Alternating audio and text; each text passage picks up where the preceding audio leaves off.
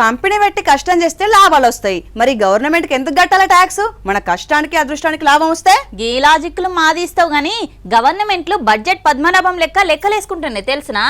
వెనక నుంచి ఏనుగులు పోయినా ఏం కాదు గాని ముంగట్ నుంచి చీమలు పోవద్దు. ఏ పొదుపు చేస్తే ఏమున్నదవ్వా? అయ్యో గట్లంటావు. మరి లేకపోతే ఏంది? ఇన్నొద్దులు రైలు బోగి లెక్కనే కార్లు వెనకాల కార్లు వేసుకుని వేరు లీడర్లు. ఇప్పుడు తగ్గిస్తే కాన్వాయ్ల పేరుతోటి ఇన్ని దినాలు ఎంత సొమ్ము కాలిపోయింది ఎప్పొకసారి. ఇక నువ్వు ఇచ్చులు కచ్చకాయలు ఏరగ్గాని మోడీ సార్ చెప్పిండని ఏ లీడర్ ఎట్లా పోతున్నారో చూద్దాం. పొదుపు అంటే పొదుపు చేస్తలేరు పోరు లీడర్లు. ఇన్నొద్దులు 10ల కొద్ది కార్లు వేసుకుని మీటింగ్లకు పోయిన లీడర్లు ఇప్పుడు 4 కార్ల కంటే ఎక్కువ అసలుకే వాడతలేరు.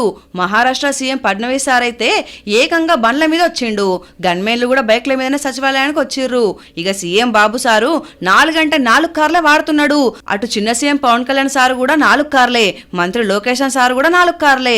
ప్రధానమంత్రి మోడీ సార్ నుంచి రాష్ట్రాల ముఖ్యమంత్రులు, సెంటర్ మంత్రులు, ఎన్డీఏ రాష్ట్రాల ముఖ్యమైన లీడర్లంతా కాన్వాయ్ల తగ్గించుకొని పొదుపు చర్యలు పాటిస్తున్నారు.